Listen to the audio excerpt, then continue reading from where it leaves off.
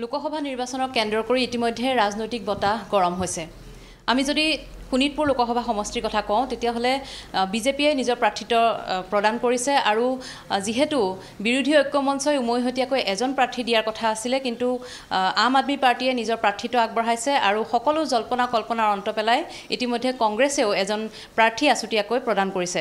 এতিয়া তেজপুৰত বা শোণিতপুৰ সমষ্টিত তিনিকুণীয়া যুঁজ হ'ব নে আম আদমি পাৰ্টি বা কংগ্ৰেছে নিজৰ প্ৰাৰ্থিত্ব প্ৰত্যাহাৰ কৰিব, এনে বিভিন্ন চৰ্চা চলি আছে, বিভিন্ন গুজব ওলাই আছে। আমি তাৰ মাজতে আম আদমি পাৰ্টিৰ শোণিতপুৰ জিলাৰ যিগৰাকী প্ৰাৰ্থী তেখেতক লগ পাইছোঁ। আমি তেওঁৰ সৈতে কিছু কথা পাতিব বিচাৰিম, এই বিষয়ে কিছু স্পষ্ট হ'ব বিচাৰিম। ইতিমধ্যে কোৱা হৈছিলে যে অসমত আম আদমি পাৰ্টিৰ প্ৰাৰ্থীৰ সংখ্যা বাঢ়িব লোকসভা নিৰ্বাচনত, কিন্তু ইতিমধ্যে আজি যিখন সংবাদমেল আপোনালোকে দিলে তাত কোৱা হ'ল যে গুৱাহাটীৰ যিজন প্ৰাৰ্থী সেয়া প্ৰত্যাহাৰ কৰা হৈছে, গুৱাহাটী চিটটো এৰি দিয়া হৈছে আৰু তেজপুৰৰ চিটটো এৰি দিব বুলিও চৰ্চা চলিছে। কি হ'ব আচলতে?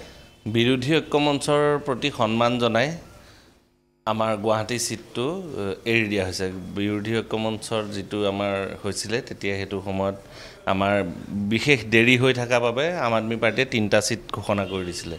3টা চিট ঘোষণা কৰাৰ পিছত বিৰোধী ঐক্যমঞ্চৰ মাজত বিভিন্ন বৈঠক হোৱাৰ অন্তত কংগ্ৰেছে যেতিয়া কেণ্ডিডেট ডিক্লেয়াৰ কৰিলে তেতিয়া আমাৰ আকৌ এবাৰ ত্যাগ কৰি তেতিয়া গুৱাহাটীৰ চিটটো এৰি দিলে আৰু কংগ্ৰেছক এখন ৰিকুৱেষ্ট লেটাৰ দিয়া হ'ল যে তেওঁলোকে শোণিতপুৰ আৰু ডিব্ৰুগড় চিটটো এৰি দিয়ক। ডিব্ৰুগড় চিটটো যিহেতু লুৰিণ গগৈ ডাঙৰীয়া তেখেত নিজেই বিৰোধী ঐক্যমঞ্চৰ ছেক্ৰেটাৰী, তেখেতে নিজেই ডিচিশ্যন ল'ব, কিন্তু কংগ্ৰেছৰ ডিচিশ্যন ল'ব লগা অৱস্থাত আছে আপোনাৰ শোণিতপুৰ চিটটো। শোণিতপুৰ চিটটো যিহেতু আমি গুৱাহাটী এৰি দিছোঁ, কংগ্ৰেছক 3টাকৈ চিট দিয়া হৈছে, চণ্ডীগড়ত চিট দিয়া হৈছে, গোৱাত আমাৰ টিকেট দিয়াৰ পিছত উইড্ৰ কৰা হৈছে। এইবিলাক কংগ্ৰেছ দলটোৰ বিঘিনি নহ'বৰ বাবে দিয়া হৈছে আৰু ইয়াৰ পিছত যদি কংগ্ৰেছ আবুজন হৈ থাকে তেতিয়াহ'লে বুজা যাব যে কংগ্ৰেছে বিজেপিক প্ৰত্যক্ষভাৱে সহায় কৰি আছে। শোণিতপুৰত মুঠতে অকলে খেলিব? শোণিতপুৰত অকলে বিৰোধী ঐক্যমঞ্চৰ হৈ খেলিবলৈ মন।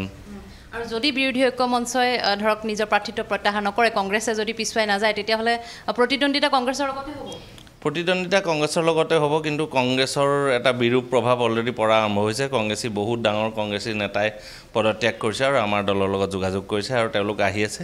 তেওঁলোকে কেতিয়াও বিৰোধী ঐক্যমঞ্চৰ পৰা বাহিৰত হৈ গ্ৰাছৰুটৰ মানুহখিনিয়ে বিচৰা নাছিল যে কংগ্ৰেছে কিবা এটা কৰক, কাৰণ কংগ্ৰেছত শোণিতপুৰ জিলাত এজনো MLA নাই বৰ্তমান আৰু কংগ্ৰেছে নিজৰ ইমেজ বিল্ডিঙৰ কাৰণে কমচে কম এইটো কৰিব লাগে যে তেওঁলোকে এইটো চিট প্ৰত্যাহাৰ কৰি এটা ত্যাগৰ নিদৰ্শন দেখুৱাব লাগে।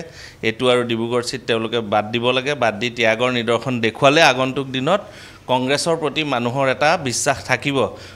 এতিয়া বিশ্বাস নোহোৱা হৈছে কি কাৰণে? কংগ্ৰেছী নেতা মানে আধাখিনি বিজেপিলৈ গুচি গ'ল আৰু আধাখিনি ঠেং দাঙি আছে যাবলৈ কাৰণে। এতিয়া ভাৰতীয় জনতা পাৰ্টিয়ে যিগৰাকী প্ৰাৰ্থী দিছে এজন হেভিৱেট প্ৰাৰ্থী বুলি ক'ব লাগিব আৰু চাহ জনগোষ্ঠীৰ এজন নেতা কংগ্ৰেছে দিছে।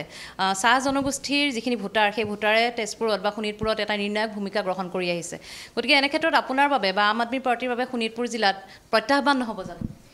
প্ৰত্যাহ্বানটো ইলেকশ্যন বুলিলেই প্ৰত্যাহ্বান হয়। আমি যিমান প্ৰত্যাহ্বান ভাৰতীয় জনতা পাৰ্টিৰ বাবে হৈছোঁ, ভাৰতীয় জনতা পাৰ্টিও আমাৰ বাবে সিমান পাৰে। ভাৰতীয় জনতা পাৰ্টি যিগৰাকী প্ৰাৰ্থী দিছে তেখেত হেভি ৱেইট বুলি আমি তেখেতসকলে কৈছে, হেভি ৱেইট প্ৰাৰ্থী, কিন্তু তেখেতে শোণিতপুৰ জিলাত বিশেষ উল্লেখনীয় একো কাম কৰা নাই এতিয়ালৈকে। তেখেত মন্ত্ৰী আছিলে, মন্ত্ৰী থাকিও তেখেতে বিহালী সমষ্টিৰ যিখিনি তথৈবচ অৱস্থা সেইখিনিকে ঠিক কৰিব নোৱাৰিলে। এতিয়া MP হৈ তেখেতে দিল্লীত ফ্ৰী চিকিৎসাৰ বাহিৰে বেলেগ কিবা কৰিব আমি নাভাবোঁ। কংগ্ৰেছৰ প্ৰাৰ্থীগৰাকীয়ে তেখেতে খুব সাংঘাতিকভাৱে ৰাইজে নাজানে আৰু কংগ্ৰেছতো বহুত লোকে কৈছে যে এইজনক আমি এতিয়াহে চিনি পাইছোঁ, বিহালী সমষ্টিত MLA টিকেটৰ দাবীদাৰ আছিলে। গতিকে সেইটো হিচাপত আমি বিশেষ একো ক'ব নোৱাৰোঁ, কিন্তু কংগ্ৰেছে যিহেতু চিলেক্ট কৰিছে তাতকৈ যদি কংগ্ৰেছে অলপ আৰু ওপৰ লেভেলৰ প্ৰাৰ্থী দিয়া হ'লে আমিও প্ৰত্যাহাৰৰ কথা চিন্তা কৰিলোহেঁতেন। কোৱা হয় যে আম আদমি পাৰ্টিৰ শোণিতপুৰ জিলাত সাংগঠনিক স্থিতি ইমান সবল নহয় বুলি এটা চৰ্চা চলি আছে। আপোনালোকৰ বুথ কমিটিও নাই বুলি কোৱা হৈছে। গতিকে কেনেকৈ আপোনালোক ইমান আত্মবিশ্বাসী হৈ আছে? আমাৰ 2239 বুথৰ ভিতৰত 1700 বুথত অলৰেডি কাম হৈছে আৰু ৰাইজে দেখিবলৈ পাইছে যে ড'ৰ টু ড'ৰ কেম্পেইনিঙৰ আমাৰ 30% কাম অলৰেডি ক্লিয়াৰ হৈ গৈছে। আমি সাংগঠনিক ভেটিটো নিউজ মিডিয়াতহে দিয়া নাই, কিন্তু ৰাইজৰ সন্মুখত সাংগঠনিক ভেটি সবল সেইটো দেখা গৈছে আৰু আমাৰ প্ৰত্যেকখন মিটিঙত খুব মানুহ হোৱা দেখা গৈছে।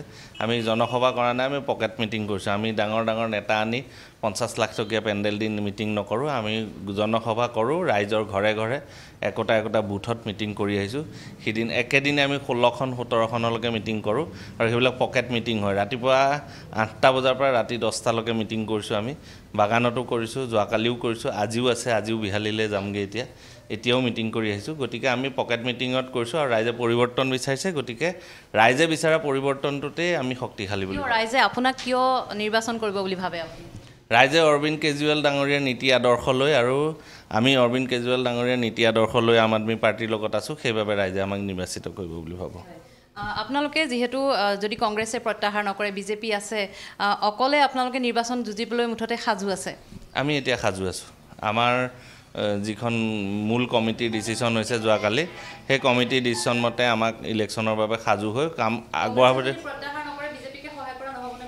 আমি সহায় নকৰোঁ কংগ্ৰেছে সহায় কৰাৰ নিচিনা হ'ব কাৰণ কংগ্ৰেছে প্ৰাৰ্থী পিছত ডিক্লেয়াৰ কৰিছে আৰু সেইটো বিজেপিক সহায় কৰিবৰ বাবে কৰাৰ নিচিনা হ'ব আৰু সেই কংগ্ৰেছী নেতাসকলক মই এটা কথা সুধিব খোজোঁ আমাক প্ৰত্যাহাৰ কৰা আমাক কিবা কোৱাৰ আগতে কংগ্ৰেছী নেতাসকলে নিজেই বুকুত হাত দি কৈ চাওক যে তেওঁলোক বিজেপিলৈ নাযায় বুলি কাইলৈ গতিকে সেই হিচাপে তেওঁলোক যদি থাকে তেতিয়াহে ৰাইজে বিচাৰিব কাৰণ কংগ্ৰেছী যিটো সোঁত বৈছে বিজেপিলৈ সেই সোঁতটো প্ৰথমে ৰখাই ল'ব লাগিব নহ'লে কাইলৈ পৰহিলৈ কংগ্ৰেছ নাথাকিবগৈ ইয়াত এয়া হৈছে শোণিতপুৰ লোকসভা সমষ্টিৰ আম আদমি পাৰ্টিৰ প্ৰাৰ্থী ঋষিৰাজ কন্দিন্য তেওঁ ইতিমধ্যে কৈছে যে যিহেতু গুৱাহাটী প্ৰাৰ্থিত্বত তেওঁলোকে প্ৰত্যাহাৰ কৰিছে গতিকে তেজপুৰত কংগ্ৰেছ দলে তেওঁলোকৰ প্ৰাৰ্থিত্ব প্ৰত্যাহাৰ কৰিব লাগে তেওঁলোকে ত্যাগ কৰি পেলাই দেখুৱাব লাগে যে তেওঁলোকেও বিজেপিক আচলতে সহায় কৰিব বিচৰা নাই তেনেধৰণে তেওঁ দাবী কৰিব বিচাৰিছে আৰু যদিহে কংগ্ৰেছে প্ৰাৰ্থিত্ব প্ৰত্যাহাৰ নকৰে তেনেহ'লে তেওঁলোকে অকলে আম আদমি পাৰ্টিয়ে শোণিতপুৰ জিলাত যুঁজত অৱতীৰ্ণ হ'বলৈ সাজু হৈছে